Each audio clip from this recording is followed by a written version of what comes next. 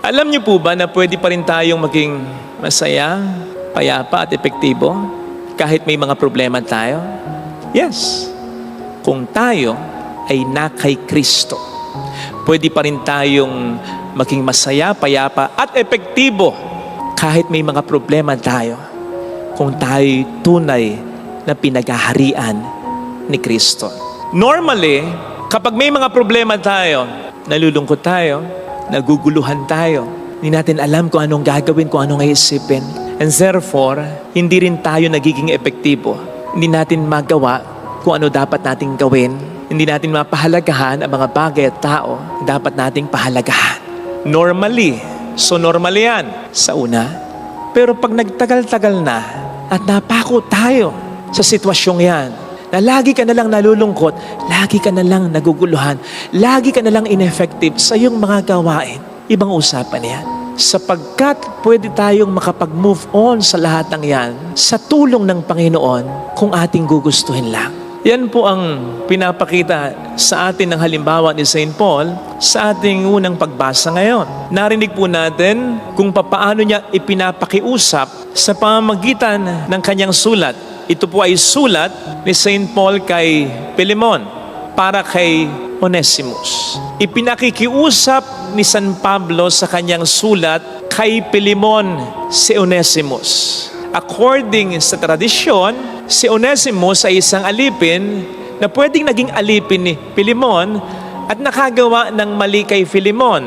Nagkakita ngayon si Onesimus at si San Pablo sa isang kulungan sa Roma. Doon ipinakilala ni San Pablo kay Onesimus si Kristo. Doon nagbagong buhay si Onesimo. Kaya dito ipinapakiusap niya kay Philemon na tanggapin ng muli si Onesimo. At hindi na bilang alipin, kundi bilang kapatid kay Kristo. Sana nase-sense po ninyo yung magandang disposisyon ni St. Paul. Yun ang laman ng kanyang sulat. Hindi rant, hindi reklamo. Baka kung ako ito, at may chance akong sumulat sa iba't ibang mga tao, baka ang isulat ko ay ang aking karimari-marim na kondisyon dahil ako'y nakakulong. Baka sabihin ko, Philemon, dalawin mo na ka? Nalulungkot ako dito. Dalan mo ko ng pagkain. Ang ulam ko dito, puro baboy, baboy na binaboy. Ang panghid dito, ang dilim dito, nakakainip dito, puro bully ang kasama ko dito. Naku, walang mga kwenta. Napakarurumi sa katawan ng mga kasama ko. Something like that. At baka sabihin ko pa rin, si Lord naman nakakainis. Nagpapahayag naman ako ng ebanghelyo. Nakakulong pa ako. Nakapagtatampo. Hindi siguro malayong gawin ko yun kasi nitong nakaraan galing ako sa bahay. Papunta na ako dito. Pagliko lang namin sa isang kanto. Naku, traffic. Kasi yung San Miguel High School, doon sa amin, nagkaroon ng paradas sapagkat intramurals nila. Ang tagal ko na traffic. At sa loob ng ilang minuto, ka-text ko, yung pamilya ko. Ito yung text ko. Ang text ko, traffic dito. Diyan pa sa may tulay. May parada. Grabe, traffic. Sumagot ko yung kapatid, saan ka ba? Baka nag-espalto dyan. Parada nga ng high school. Dito pa lang ako sa may gas station, sa may kanto. Sana sinabi nyo agad para hindi kami nagpatanghali. Napakahaba nito. Actually, hindi pa nga kasama dito yung ibang mga naiisip ko eh. Itatext ko pa nga sana, ano ba naman ang itong school nito? Napakahaba-haba ng parada. Wala yata ako nakikitang traffic enforcer. Itong mga tricycle nito, nakakabuisit, singit na singit. Ang dami ko pang naisip na hindi pa kasama dito. Ito, ilang minuto lang texting ito sa pamilya ko. Puro rant na ako, puro reklamo na ako. Samantalang si San Pablo, 6 na taong nakakulong, pero wala kang mababakas na reklamo. In fact, na-convert pa niya sa kulungan si Onesimo. And not just that, for your information, hindi lang ito ang letter na sinulat ni St. Paul while he was in prison. Sinulat din niya ang letter to the Ephesians, letter to the Colossians, letter to the Philippians. At kung babasahin ninyo ang mga sulat na ito, wala kang mababakas na siya ay nagre-reklamo. Puro pagpupuri sa Diyos, puro sa karangalan ng Diyos, puro't ang iniisip niya kapakanan ng mga early Christian communities. Nagiging daan pa siya ng pagkakasundo ng iba. Ay nako, nakatutuwa sa Pablo. And yet, nakakulong siya, ha? So po pwede talaga na maging masaya pa rin, maging peaceful pa rin, at maging effective pa rin. In fact, baka nga mas naging masaya pa siya, mas naging kalmado siya, at mas naging effective pa siya nung nakulong siya kesa nung malaya siya. Kasi mas marami siyang naisulat na hanggang ngayon ay pinapakinabangan natin. Naku, kung babasahin niyo ang mga letters of St. Paul, you'll be enriched, you'll be nourished spiritually. Napakaganda ng kanya mga insights. Eh kung siya nag-preach lang, ako, kapag nagpipreach ako, marami pa ako nakakalimutan eh. Ito sinulat niya talaga. Nandun ng calmness, nandun ng joy, sinulat niya. Kaya napaka-effective na hanggang ngayon ating napapasa, ating naisa sa buhay, ating napagninilayan. Ay, salamat nakakulong siya. But that disposition can only happen, can only be true kung tayo'y nasa Panginoon.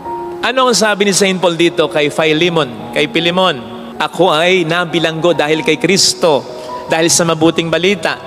Na parang alingaw-ngaw at katulad ng sinabi ni St. Paul sa kanyang letter to the Ephesians when he introduced himself as a prisoner of Christ. Bilanggo ako ni Kristo.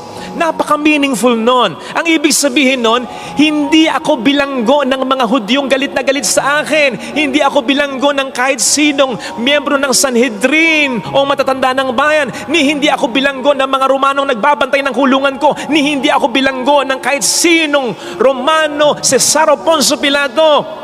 Bilanggo ako ni Kristo. Siya ang may hawak ng buhay ko. So, ibig sabihin, para kay St. Paul, may kamay ang Diyos kung bakit siya nakulong.